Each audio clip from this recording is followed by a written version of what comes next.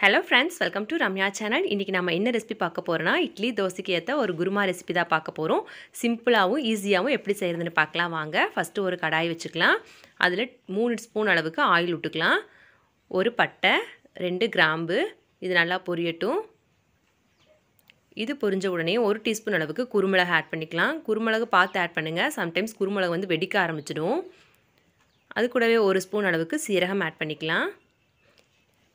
இது எல்லாமே நல்லா பொரியட்டும். இது பொரிஞ்ச உடனே 2 ஸ்பூன் அளவுக்கு சோம்பு ஆட் பண்ணிக்க போறோம். சோம்பு நல்லா பொரிஞ்சிருச்சு. இப்போ 100 கிராம் அளவுக்கு சின்ன வெங்காயம் வெட்டி வச்சிருக்கேன். அதையும் ஆட் பண்ணிக்க போறேன். சின்ன வெங்காயம் நல்லா ஃப்ரை ஆகி வரணும். 2 துண்டு இஞ்சி, 4 பல்லு பூண்டு இதையும் ஆட் பண்ணிக்கலாம். அது கூடவே ஒரு கொத்து கறிவேப்பிலையும் ஆட் பண்ணி நல்லா ஃப்ரை பண்ணி எடுத்துக்க போறோம். நல்லா ஃப்ரை ஆகட்டும். ஒரு 2 to 3 மினிட்ஸ் ஆகும் நல்லா ஃப்ரை ஆகி வர்றதுக்கு. இப்போ 1/2 கிலோ அளவுக்கு தக்காளியை வந்து பொடி பொடியாக கட் பண்ணி வச்சுருக்கேன். அதையும் நான் ஆட் பண்ணிக்க போகிறேன். அந்த சாரெலாம் வேஸ்ட் பண்ணாமல் ஃபுல்லாக ஆட் பண்ணிக்கோங்க. தக்காளி வெங்காயம் ரெண்டுமே நல்லா ஃப்ரை ஆகி மசிஞ்சு வரட்டும். அது வரைக்கும் நல்லா ஃப்ரை பண்ணி எடுத்துக்கலாம். ஃப்ளேமில் ஹையில் வச்சுக்கோங்க. அப்போ தான் டக்குன்னு நமக்கு ரெடி ஆகும். நல்லா மசிஞ்சு வந்துருச்சு பாருங்கள். இந்த ஸ்டேஜில் இதுக்கான மசாலாத்தூள் ஆட் பண்ணிக்கலாம். நான் 2 ஸ்பூன் மிளகாத்தூளும் 1 ஸ்பூன் கரம் மசாலாவும் ஆட் பண்ணியிருக்கேன். நீங்கள் மட்டன் மசாலா, சிக்கன் மசாலா எந்த மசாலா உங்கள் ஃப்ளேவர் உங்களுக்கு பிடிக்குமோ அதை ஆட் பண்ணிக்கலாம். டேஸ்ட்டாக தான் இருக்கும். இப்போ இதை நல்லா மிக்ஸ் பண்ணி விட்டுக்குவோம். ஒரு 2 மினிட்ஸ் நல்லா ஃப்ரை ஆகட்டும். இப்போ ஒரு கைப்பிடி அளவுக்கு தேங்காய் வந்து ஆட் பண்ணிக்க போகிறேன். சின்ன சின்ன சில்லாக கட் பண்ணி ஆட் பண்ணியிருக்கேன். நீங்கள் துருவி கூட ஆட் பண்ணிக்கலாம். ஒரு 2 மினிட்ஸ் வதக்கினா போதும். இதை ஒரு மிக்ஸி ஜாருக்கு மாற்றிடலாம். நல்லா ஆறுனதுக்கப்புறம் மிக்ஸி ஜாருக்கு மாற்றி நல்லா ஃபைன் பேஸ்ட்டாக அரைச்சி எடுத்துக்கோங்க. தண்ணி எதுவும் விட வேணாம். தக்காளிலே தண்ணி இருக்கும். பத்தலைங்கிற பட்சத்தில் லைட்டாக தண்ணி விட்டு அரைச்சி எடுத்துக்கோங்க. இப்போ ஒரு குக்கரை அடுப்பில் வச்சுக்கலாம். நல்லா காயட்டும். குக்கர் காஞ்சதும் ஆயில் ஆட் பண்ணிக்க போகிறோம். நான் தேங்காய் எண்ணெய் தான் ஆட் பண்ணேன். நீங்கள் ஆயில் வேணாலும் ஆட் பண்ணிக்கலாம். கல்லெண்ணெய் இது வேணாலும் ஆட் பண்ணிக்கலாம். ஒரு 4 ஸ்பூன் அளவுக்கு ஆட் பண்ணிக்கோங்க. எண்ணெய் நல்லா காஞ்சதும் கடுகு ஆட் பண்ணிக்க போகிறோம். கடுகு வெள்ளை பருப்பு ஆட் பண்ணிவிட்டு ஒரு பெரிய சைஸ் வெங்காயம் வந்து பெரிய வெங்காயம் கட் பண்ணி வச்சுருக்கேன். அதையும் ஆட் பண்ணிக்கலாம். அது கூடவே கருவேப்பிலையும் ஆட் பண்ணிக்க போகிறோம். 3 பச்சை மிளகா ஃப்ளேவருக்காக நான் ஆட் பண்ணுறேன்.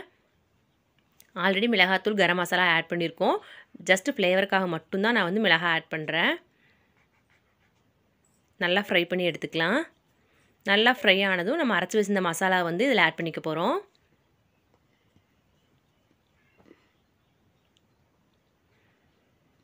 மிக்ஸி ஜாரை கழுவி அந்த தண்ணியும் இதில் ஆட் பண்ணிக்கலாம். குழம்பு எந்த அளவுக்கு உங்களுக்கு தண்ணியாக வேணுமோ அந்த அளவுக்கு நீங்கள் தண்ணி ஆட் பண்ணிக்கோங்க. 2 டீஸ்பூன் அளவுக்கு உப்பு ஆட் பண்ணால் போதும். கரெக்டாக இருக்கும். நான் மிக்ஸி ஜார் கழுவி அந்த தண்ணியும் ஆட் பண்ணிவிட்டு எக்ஸ்ட்ரா ஒரு டம்ளர் தண்ணியும் ஆட் பண்ணேன். 2 ஸ்பூன் அளவுக்கு உப்பு ஆட் பண்ணிக்க போகிறோம். இந்த அளவு தண்ணியாக நான் வச்சுருக்கேன். இட்லிக்கு கொஞ்சம் தண்ணி மாதிரி இருந்தால் டேஸ்ட்டாக இருக்கும் குழம்பு. ரொம்ப கெட்டியாக இல்லாமல் தண்ணி மாதிரி இருக்கணும். இட்லிக்கு தோசைக்கெல்லாம் அப்போ தான் டேஸ்ட்டாக இருக்கும். உப்பு ஆட் பண்ணிட்டு நல்லா கலந்து விட்டுக்கலாம். ஒரு கொதி வரட்டும். அதுக்கப்புறம் நம்ம மூடி போட்டு ஒரு 3 விசில் விட்டு எடுத்தால் போதும். சூப்பரான குருமா வந்து நமக்கு ரெடி ஆகிடும்.